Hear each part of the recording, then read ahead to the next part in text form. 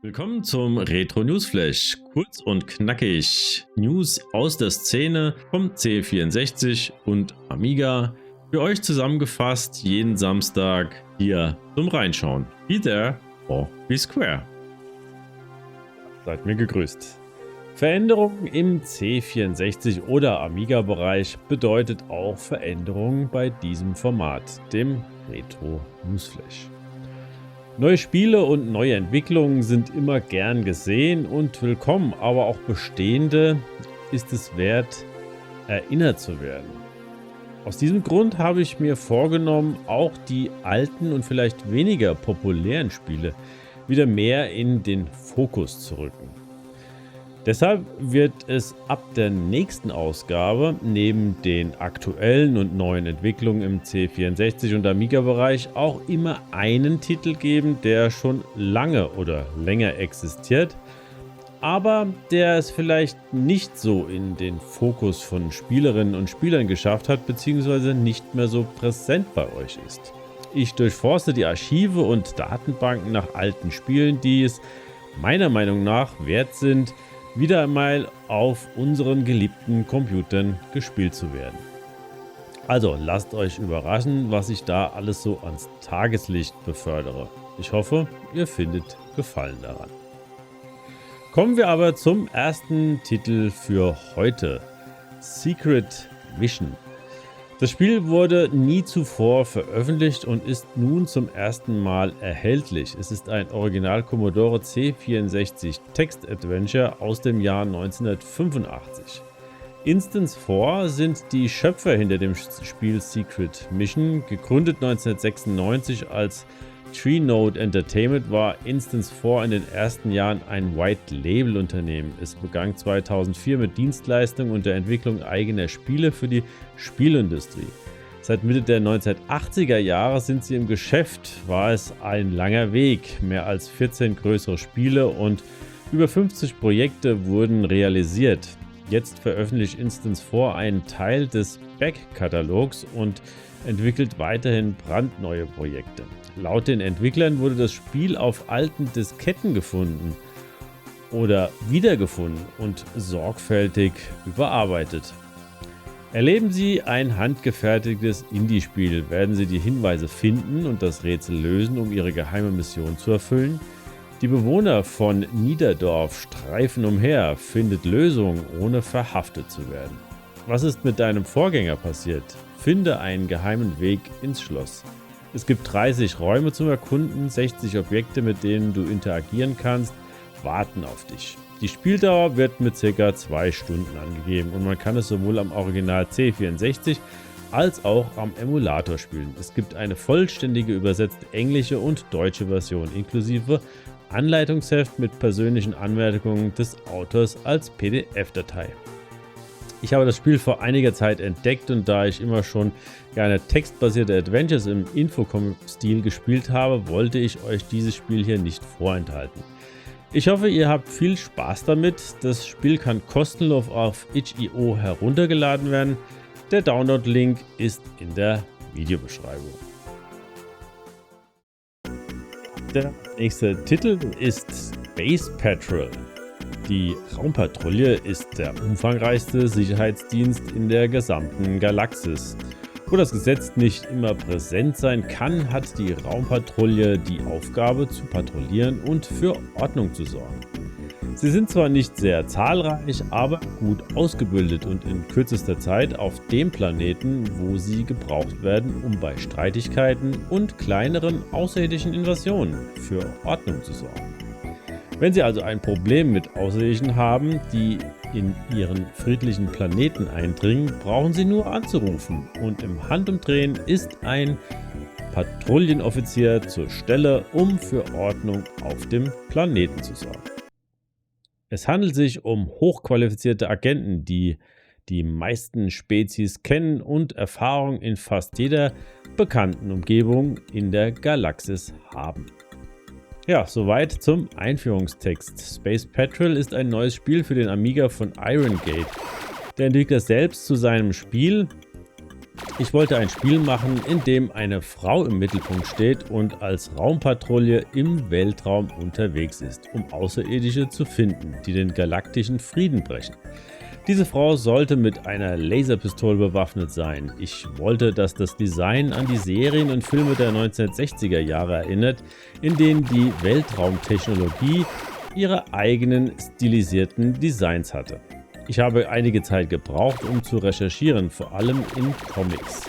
Das Aussehen und die Grafik habe ich mir an Spielen aus den 80er Jahren orientiert, der Zeit der klassischen Arcade-Plattformer. Die Grafiken sind in 32 Farben konzipiert, als Pixel Art in Deluxe Paint 5 gemalt, mit einer Auflösung von 230 x 256 Pixel. Voraussetzung, um das Spiel zu spielen, ist ein Commodore Amiga 1200. Empfohlen wird mindestens ein 020er Prozessor und etwas Chip- und Fast-RAM.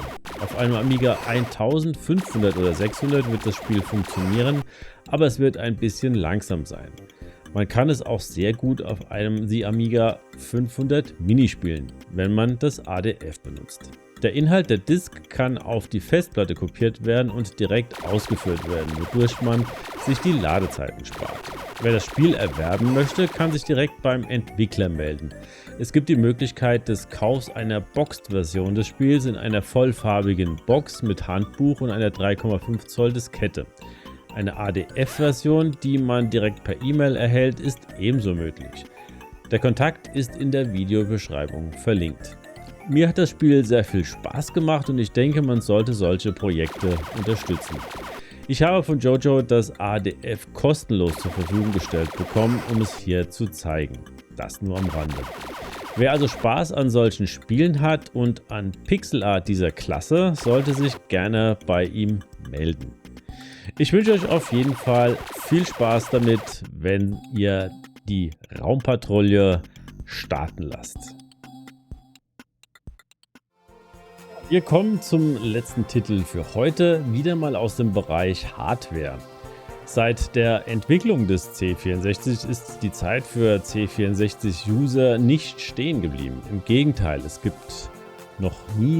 gab noch nie so viele neue Entwicklungen im Bereich C64 und Amiga wie in den vergangenen Jahren. Ein schönes Beispiel dafür ist die Entwicklung des Steckmoduls Kung Fu Flash für den Expansion Port des C64, welche im Jahr 2019 von Kim Jorgensen entwickelt wurde. Ähnlich wie das Easy Flash kann es andere Steckmodule emulieren und ähnlich wie das MMC64 erlaubt das Kung Fu Flash dem Benutzer über ein eingebautes Navigationsinterface direkt auf eine Speicherkarte zuzugreifen. Zugegeben, die Kompatibilität zu einem originalen Diskettenlaufwerk ist eher gering, da das Modul nicht mit dem IEC-Port im C64 verbunden ist, was es im Ranking hinter ein SD-to-IEC zurückfallen lässt. Der Platzhirsch hier ist sicherlich das 1541 Ultimate Cartridge. Trotzdem ist das Kung Fu Flash eine schnelle und relativ kostengünstige Methode, um mit modernen Speichermedien und zugänglichen Images an C64 zu spielen, da es eine Vielfalt von Dateiformaten wie das PRG, D64, D71 und 81, ROM, BIN und T64, also Tapes sowie TXT-Dateien, um einfache Textdateien anzuzeigen, unterstützt. Ebenso ROM, Flash oder Freezer-Module, welche im CRT-Format vorliegen müssen. Das macht es zu einem leistungsstarken Modul im alltäglichen Gebrauch. Der Nachfolger Kung Fu Flash 2 wurde 2024 veröffentlicht. Es benutzt einen schnelleren Mikrocontroller und bietet zusätzlich insbesondere die Emulation einer 1 MB ROI, also einer RAM Expansion Unit. Die C64 ROI ist eine Speichererweiterung für den Commodore 64, der den verfügbaren RAM des Computers erhöht. Sie bietet theoretisch bis zu 16 MB zusätzlichen Speicher. Es gab verschiedene Modelle der ROI. Im Alltag kann man es wohl bis 2 MB verwenden. Das Kung Fu Flash 2 kann gleichzeitig mit der Laufwerksemulation die ROI emulieren.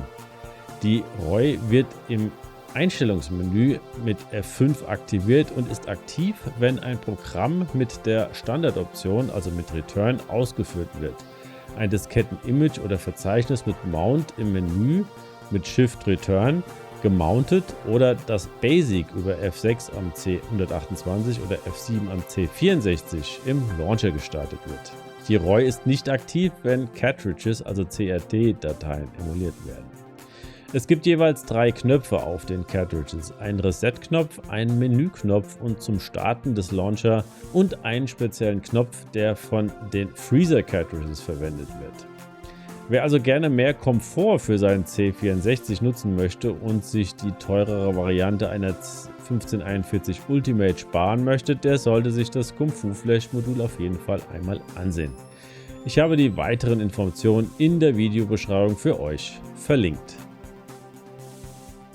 Ja, und das war's dann auch schon wieder für diese Folge des Retro Newsflash. Ich hoffe, ich konnte euch wieder mit einigen nützlichen Informationen versorgen. Wer Lust und Laune hat, darf natürlich gerne den Kanal abonnieren. Ansonsten hoffe ich, sehen und hören wir uns in der nächsten Folge. Bis dahin macht's gut. Ciao.